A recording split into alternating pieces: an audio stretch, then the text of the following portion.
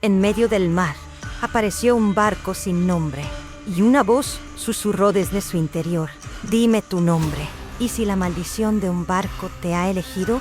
¿Y si todos los que bajaron de ese barco se convirtieron en parte de la maldición? Esto no es solo una leyenda. Prepárate para estar en medio de una maldición llena de testimonios reales, almas perdidas y gritos nocturnos. La historia de Miguel te atrapará. Coma tu café y apaga las luces para que la maldición del barco no te atrape. Y suscríbete para poder escapar de la maldición. Mi nombre es Miguel Herrera. Nací en un barrio periférico de Veracruz con vistas al mar. Durante mi infancia, el sonido de las olas siempre estaba presente, pero para nosotros nunca significaba paz. Mi padre era marinero, pero cada vez que salía al mar parecía como si estuviera despidiéndose de todo. Mi madre rezaba en la cabaña de pescadores de la playa para que mi padre regresara sano y salvo. A una edad muy temprana, aprendí que algunos regresaban del mar solo con el cuerpo, pero dejando allí parte de su alma. Mi padre murió en una tormenta cuando yo tenía 12 años. A partir de ese día, fue difícil encontrar comida en casa. Dejé la escuela y encontré trabajo en el puerto. Al principio, transportaba cabos, luego limpiaba barcos y finalmente me hice a la mar. A los 20 años, trabajaba como marinero en grandes buques de carga. Cada viaje me llevaba a un puerto nuevo y me hacía conocer gente nueva. Pero el vacío dentro de mí seguía siendo el mismo. Sentía que huía de algo, pero no sabía de qué. Me llevó mucho tiempo. Creía que me había construido una vida. Tenía una esposa y un hijo, pero las olas nunca me dejaron en paz. Cada vez que regresaba, me alejaba más de tierra firme. Sentía inquietud en mi interior. Cuando se me acabó el dinero y los problemas empeoraron, ¿qué es lo que no acepta un ser humano?, me preguntaba siempre. Entonces llegó el trato. Un viejo amigo me habló de un barco extraño. Dinero fácil, me dijo. Solo serán 3 días. Pero no me di cuenta de que algunos viajes no duran 3 días, sino toda la vida. Todo comenzó un viernes por la mañana. Estaba en el puerto, contando mis monedas y fumando mi último cigarrillo, cuando oí una voz familiar y grave que decía: «Miguel». Me volví. Nunca olvidaría esa voz. Era el capitán Salazar. Habíamos trabajado juntos hacía mucho tiempo. Era un hombre serio, incapaz de mirar a los ojos. Normalmente llevaba las manos en los bolsillos, como si se avergonzara de su pasado. «Hay un barco», dijo. «¿Un barco?», pregunté riendo. «¿Por qué? ¿De quién es? ¿De qué compañía?». Se inclinó hacia mí. «Será un viaje único. No hay ningún registro al respecto, pero el pago se hará por adelantado». Cuando oí la expresión «el dinero por adelantado», mi corazón se detuvo por un momento. Continuó: «Solo durará 3 días. Saldrás de las costas de Panamá, limpiarás el barco, equilibrarás algunas cargas y luego te llevarán a tierra». Antes lo pensaría 2 veces, pero en aquel momento no habíamos pagado el alquiler y mi mujer estaba tirando a la basura el último pollo que nos quedaba en casa. Estaba harto de ver cómo mi hijo perdía peso cada día. Así que dije sí, pero en mi interior sentía que algo no estaba bien. El capitán no me dijo el nombre del barco, solo susurró: «El diablo del mar». Estaba bromeando, quizás, pero sus ojos no sonreían. Y al día siguiente, vi el barco por primera vez. Parecía que no había nadie en el muelle lejano, pero una voz dentro de mí me decía que no podría volver. A la mañana siguiente, el sol aún no había salido. La niebla era tan espesa que no podía ver nada en el puerto. Llevaba una pequeña bolsa en la mano y delante de mí, a esa enorme estructura que se podría llamar barco, no se le había dado ningún nombre. No tenía pintura y el metal no brillaba. Estaba cubierto de algas y en algunos lugares goteaba óxido. Las tablas estaban secas y rotas, como si no hubieran visto la lluvia en años, pero al mismo tiempo estaba vivo. A medida que me acercaba, sentí una presión increíble en mi interior. Mis pies se habían vuelto pesados. Cada paso me parecía como si estuviera dejando atrás una parte de mí mismo. Mi cuerpo quería avanzar, pero mi alma me empujaba hacia atrás. Al subir las escaleras, apoyé la mano en la barandilla. El aire era frío, pero era un frío que empezaba en mi interior y me calaba hasta los huesos. Estaba seguro de que algo me observaba, pero no veía nada, solo una sensación. Cuando llegué a la cubierta, no había viento, pero las velas se movían lentamente. Parecía que no había vida en el barco, pero parecía que respiraba. Entonces se oyeron pasos abajo. Al pie de la escalera apareció un rostro. Era un hombre de aspecto cansado y agotado, con los ojos apagados. ¿Eres Miguel?, preguntó. Asentí con la cabeza. Se dio la vuelta y dijo: entra.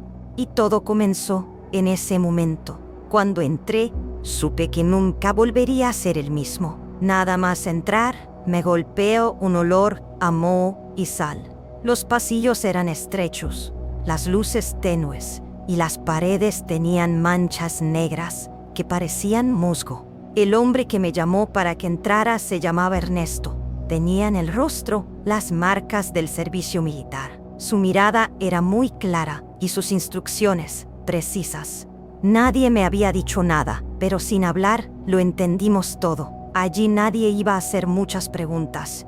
Antes de ir a mi habitación, me presentaron brevemente. Era un joven de unos 20 años, llamado Julio. Tenía la mirada fija en un punto, como si estuviera pensando en otra cosa. Jugaba con las cuentas de un rosario que tenía en la mano. Probablemente estaba rezando, pero el ritmo era molesto, monótono y muy rápido. Luis no era muy hablador, solo asentía con la cabeza. Y don Mateo, el más viejo de todos, con su largo cabello blanco, su bigote fino y sus manos llenas de arrugas, estaba sentado allí esperando. Pero sus ojos realmente buscaban algo. Esa primera noche, volví a mi cabaña. Tenía sueño, pero no podía dormir. Las sábanas estaban húmedas. Había una pequeña grieta en los paneles de roble del techo. A altas horas de la noche, oí un ruido que venía de allí, como un sonido de respiración, profundo, rítmico y muy extraño. Me dije a mí mismo: Miguel, no seas cobarde. Pero había algo dentro de mí que no me dejaba tranquilo. Y eso se mezcló con los susurros suaves y entrecortados que venían de la cama de Julio, y continuó hasta el amanecer. Algo no estaba bien. Lo supe desde la primera noche. Las paredes de la habitación parecían respirar en medio de la noche. No era el crujido de la madera, era más bien un susurro, un gemido sordo y ahogado. Cada vez, la fina cadena de la lámpara del techo se balanceaba. Intenté dormir, pero mi cuerpo estaba más despierto que mi mente. Al cabo de un rato, empezaron a oírse ruidos en la habitación de Julio. Me pareció como si alguien estuviera gritando en sueños, pero no se oía ningún ruido. Antes de llamar a la puerta, me lo pensé un momento. Tenía miedo, no quería entrar. Ese ruido no parecía solo la voz de Julio. Tenía la sensación de que alguien más estaba hablando con él. Decidí no entrar y volví a mi habitación. Esa noche no pude pegar ojo. Por la mañana salí a la cubierta del barco.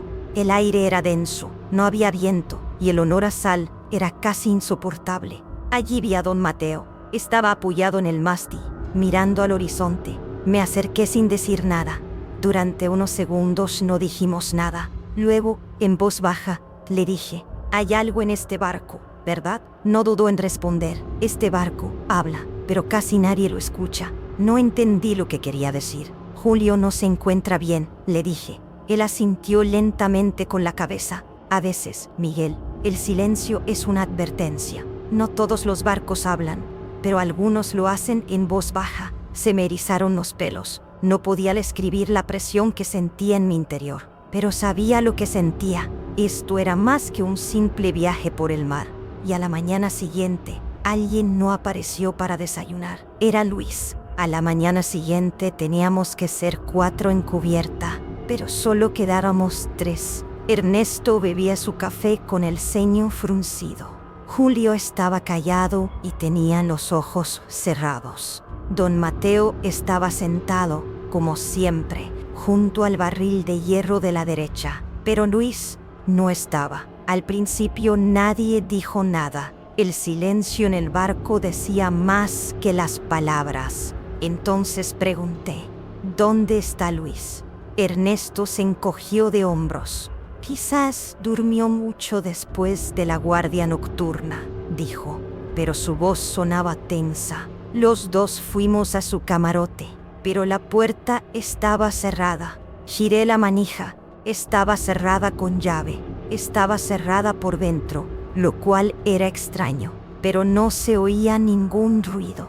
Julio temblaba detrás de nosotros. Don Mateo sacó una llave oxidada de su bolsillo. Al ver la llave, se me erizaron los pelos. Con voz ronca, dijo, tengo la llave de todas las puertas. La puerta se abrió. Cuando entramos, la habitación parecía sin aire. Las cortinas dejaban entrar un poco de luz, pero la habitación seguía siendo lúgubre. La cama estaba desordenada y la almohada estaba en el suelo, pero lo que más me llamó la atención fue la pared. En el panel de madera detrás de la almohada había una mancha de color rojo oscuro. Estaba seca y, por desgracia, en la habitación, Luis ya no estaba. No quedaba ningún rastro de él, ningún objeto, ningún sonido. Solo esa mancha y un rosario en el suelo. Julio se arrodilló lentamente y se cubrió el rostro con las manos. Ernesto maldijo. Don Mateo respiró hondo y dijo, ya ha empezado, prepárense para lo que venga. La ausencia de Luis se sentía como una plaga que se había apoderado de la cubierta. Ya ni siquiera podíamos mirarnos a los ojos. Julio no habló ni comió en todo el día. Seguía girando su rosario y murmurando algo en voz baja. No entendí lo que decía, pero parecía estar rezando, o tal vez estaba murmurando algo parecido. Por otro lado, Ernesto estaba cada vez más enfadado. Había empezado a cuestionar al capitán, su profesión, el dinero, todo. Golpeó la mesa con el puño y gritó, «Esto no es un juego. ¿Qué nos retiene aquí? ¿Por qué no volvemos?» Pero ese era el problema. No podíamos volver. El motor funcionaba perfectamente y teníamos combustible, pero el compás seguía indicando el oeste. Hicimos lo que hicimos. Incluso el sol parecía haber olvidado la hora y se había quedado inmóvil en el mismo lugar. Esa noche, todos dejamos de hablar en la cubierta. Finalmente, don Mateo murmuró, «Este barco no es normal. Hace años, otra tripulación desapareció aquí. Sabía los nombres de todos. Nadie regresó. Pero una cosa no cambió. El barco nunca regresó». Julio levantó la cabeza. «¿Y nosotros? ¿Qué será de nosotros?», dijo en voz baja. Tenía lágrimas en los ojos. Le temblaban los labios. Mateo se puso de pie. Se llevó las manos al pecho. Cerró los ojos y murmuró, «Cuando alguien es elegido, no hay vuelta atrás». Y esa noche se oyó ese grito. Eran las 3 en punto. El barco parecía haber dejado de respirar. No se oía ni un solo ruido, ni el susurro del viento, ni el murmullo de las olas. Solo se oía un suspiro procedente del interior. Esta vez, el murmullo que venía de la cabina de Julio era más alto que de costumbre. Ya no parecía una plegaria. Más bien parecían maldiciones pronunciadas en un idioma desconocido. La puerta estaba entreabierta. Miré dentro, pero no vi nada. Solo había huellas húmedas y negras. Habían pasado por el pasillo y habían salido a cubierta. Subí rápidamente siguiendo las huellas. Y allí me detuve.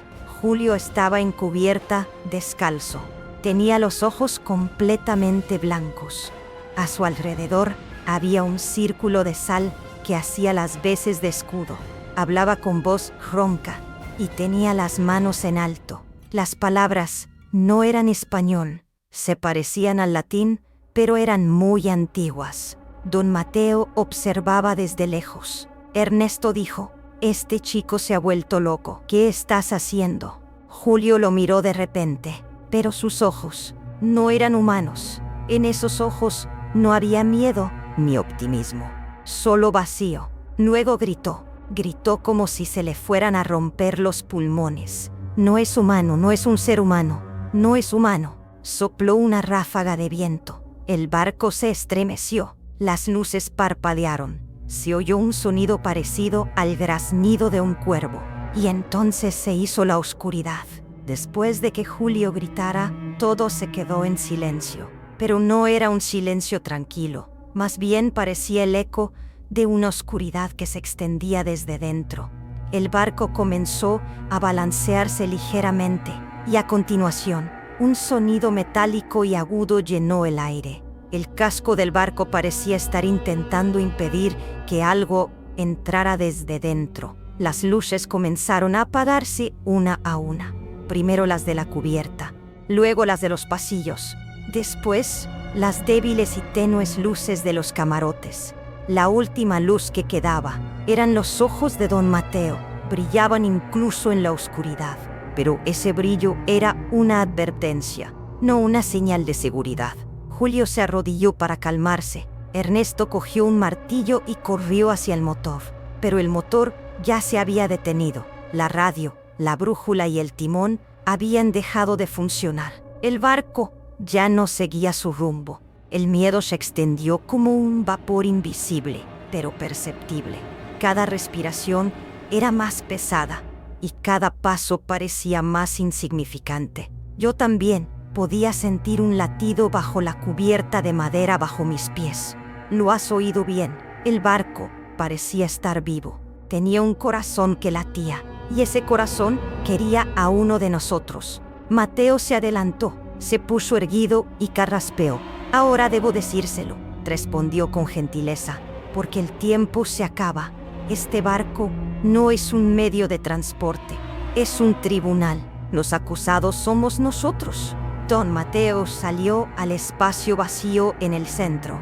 La única fuente de luz en la cubierta era la luz de la luna que se filtraba entre las nubes. Su voz sonaba más fuerte y las arrugas de su rostro se habían profundizado. «Este barco era antiguamente un barco mercante», dijo. «Los conquistadores españoles habían utilizado este barco cientos de años atrás, pero una vez se desviaron de su ruta. Nadie sabía el nombre del lugar al que llegaron, pero allí hicieron un pacto». Ernesto se quejó. «¿De qué estás hablando?» Mateo lo miró. No es una broma, es una maldición», continuó. «Según los rumores, mientras ofrecieran un sacrificio a uno de los dioses, el mar siempre los protegería, y cada luna llena se ofrecía a ellos un inocente en la cubierta. Con el tiempo, la tripulación olvidó este ritual, pero el barco no lo olvidó. Miguel, es decir yo, estaba conmocionado y en estado de shock. Entonces, ¿ahora quiere otro sacrificio?», pregunté. Don Mateo bajó la cabeza. «Solo a la persona elegida. En cada generación hay una persona cuya alma está ligada a este barco. Y si se niegan, el barco los secuestra con sus propias manos». Julio seguía en el suelo, pero todo había cambiado. Solo miraba una cosa. Respiraba de forma irregular, y el olor en el aire ya no era solo a sal. Olería a flores podridas, a sangre podrida. Mateo habló en voz baja. «Y ahora ha llegado el momento». Julio se levantó de repente, pero ese movimiento no era humano. Parecía que sus huesos se habían salido de su sitio. Tenía los hombros inclinados hacia adelante y el cuello torcido de forma extraña hacia la izquierda. Sus pupilas eran completamente negras, como si en lugar de ojos tuviera agujeros. Mateo dio un paso atrás. Yo no podía moverme. Me había quedado paralizado en el sitio. La gente empezó a oír la voz de Julio, pero no era su voz. Era más aguda, más vieja, y como la de un niño. Sí, había oído bien. Las primeras palabras que salieron de la oscuridad parecían el llanto de un bebé, pero no era un llanto desesperado, sino más bien un gemido de hambre. El sonido no provenía de su garganta, sino de lo más profundo de su cuerpo. Los labios de Julio dijeron: «Dime tu nombre», pero la voz parecía pertenecer a otra persona. Ernesto maldijo y se llevó las manos a la cabeza. Yo solo miraba fijamente. Julio ya no era el mismo. Rompió con la mano el círculo de sal que había hecho en el suelo. En ese momento, la cubierta se oscureció. Era como si el barco hubiera succionado la luz con la boca. De repente, se extendió un olor, una mezcla de tierra húmeda y huesos quemados. El barco parecía llorar y gemir. La madera crujía, pero solo era el peso moviéndose. No era un espíritu. Y Julio levantó la cabeza y me miró a los ojos. Pero en esos ojos no pude verlo a él. Todo lo que era él se había ido. Solo quedaba una cosa, un deseo. Los ojos negros de Julio recorrían la cubierta como si nos estuviera atrayendo a todos hacia él. Ernesto, más por ira que por miedo, sacó lentamente la navaja de su bolsillo. La abrió y se acercó a Julio sin pestañear. «¿Quién eres? Lárgate de aquí», gritó. Julio sonrió, pero no era la sonrisa de un ser humano. Sus labios se curvaron más de lo normal. Y entonces, de la boca de Julio, salió una vez más ese extraño sonido. El aire cambió de repente. Los cristales de sal que había en la cubierta comenzaron a volar por los aires. Era como si una fuerza invisible empujara a Ernesto hacia atrás. Mientras se movía, se derrumbó sobre sus rodillas. Don Mateo sacó al mismo tiempo un pequeño objeto de la correa de cuero que llevaba alrededor del cuello. En su mano brillaba un medallón antiguo con los bordes quemados y una cruz en el centro. Mateo habló en voz baja: «En nombre del antiguo mar, detente». El cuerpo de Julio se estremeció. Dio un paso atrás y de sus labios salió un humo negro como vapor. Inmediatamente después, el barco gimió. Ese gemido era como si algo vivo hubiera sido herido. Las olas crecieron, el suelo de madera se agrietó y los mástiles se balancearon. Julio cayó al suelo, pero todos lo sabíamos. Esto era más que una simple victoria. Era el comienzo de una advertencia mayor. Y ahora ya no confiábamos los unos en los otros. Cuando Julio cayó al suelo, ninguno de nosotros dijo nada. Ernesto se apoyó contra la pared y respiró profundamente. Ni sabía si don Mateo estaba rezando o diciendo sus últimas palabras. Y yo, mi corazón empezaba a romperse. No era solo Julio. En ese momento, todos estábamos destrozados. Nuestra fe en nosotros mismos, nuestros objetivos e incluso nuestra forma de ver la realidad habían cambiado por completo. Ya no podía mirar a nadie a los ojos. Cuando miré a Ernesto, solo vi ira en sus ojos. Mateo parecía cansado, como si supiera algo, pero no pudiera decirlo. Julio no estaba seguro de que siguiera siendo él. Cuando lo levanté, abrió los ojos un instante y me miró. Pero esa mirada no decía «ayúdame», decía «ya no soy yo». Había otro ser, otra profundidad y otra oscuridad en su interior. Casi había olvidado mi nombre. Me arrodillé y puse las manos sobre la cabeza.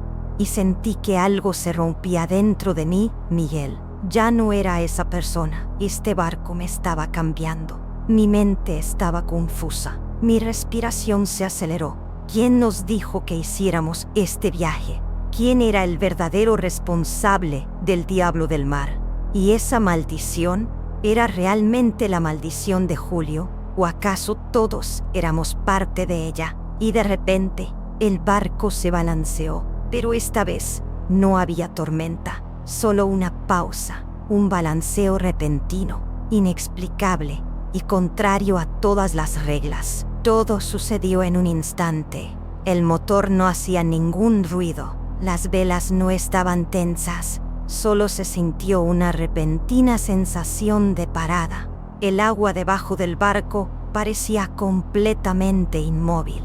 No había viento ni olas. El diablo del mar había aparecido como un fantasma en medio del mar abierto, pero la brújula apuntaba al norte y podíamos ver tierra en el horizonte. No podíamos creer lo que veían nuestros ojos. Se veía una costa rocosa, brumosa e irregular, pero no aparecía en el mapa. No había banderas ni muelles, pero estaba allí y nos llamaba. Nadie dijo nada. Todos empezaron a recoger sus cosas, pero nadie sabía a dónde ir. Nuestros pies nos empujaban hacia la costa, como si no tuviéramos otra opción.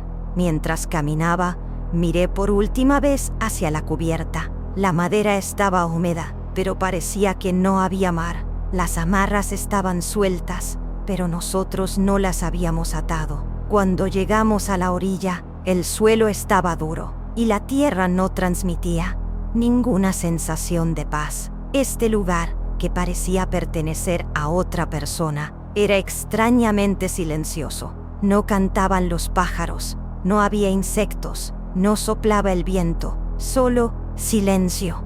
Don Mateo era el único que quedaba. Estaba de pie junto al barco, mirando al suelo. Le grité, pero no vino. Levantó la cabeza y dijo una sola palabra: todo viaje tiene su precio. Nos dimos cuenta de que Julio había desaparecido unas horas después de aterrizar.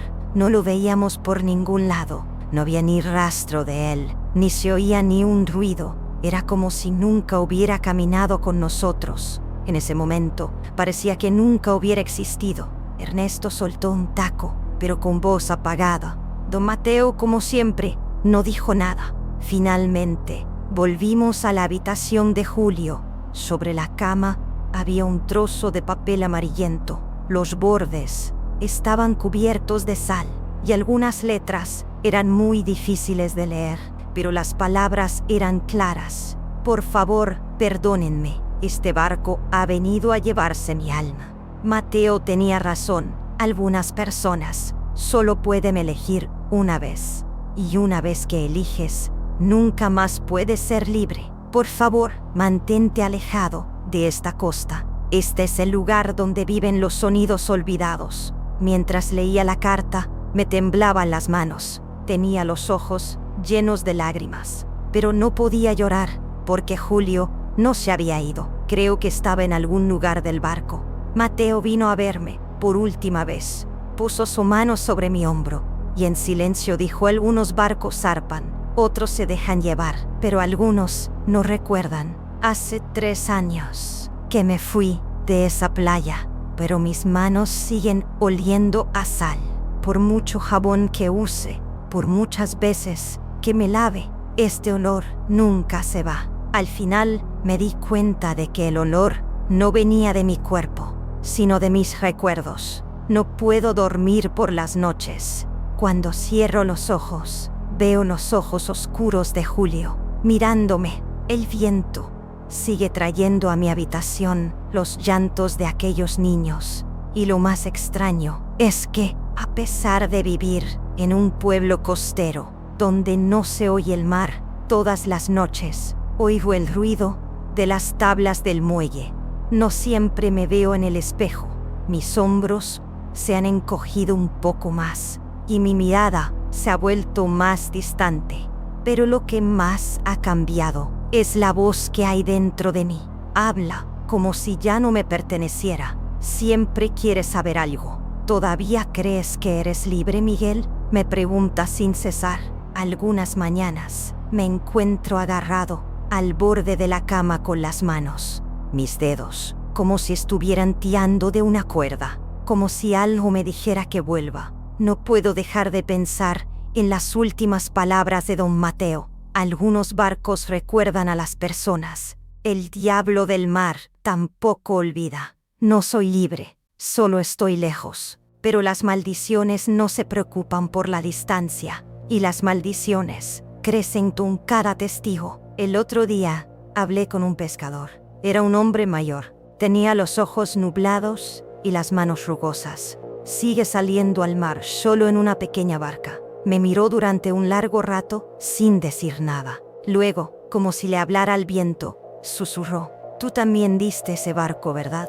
Me quedé quieto, no dije nada, pero debió de darse cuenta de lo mucho que se me habían nublado los ojos. Continuó: «A veces, muy temprano por la mañana, antes de que se disipe la niebla, hay una sombra de barco, inmóvil a cierta distancia de la costa. No tiene bandera, ni nombre, ni pintura, y se oye un ruido que viene de dentro. Ese ruido no viene del agua». Después no le hice más preguntas, porque ya sabía lo que tenía que hacer. El diablo del mar sigue allí, y quizá algún día alguien lo vuelva a ver. Si oyes ese sonido, si algún día, en medio del océano, ves un barco que surge de la nada, no te acerques. No le preguntes su nombre, no le mires a los ojos. No es solo un barco, es un ser vivo que se nutre de recuerdos y se alimenta del miedo. Y una voz susurra desde su interior: «Dime tu nombre». Y tú, si hubieras estado con nosotros en ese barco, ¿querrías volver ahora? Si quieres mantenerte alejado de ese barco, creo que deberías pulsar el botón de suscribirse.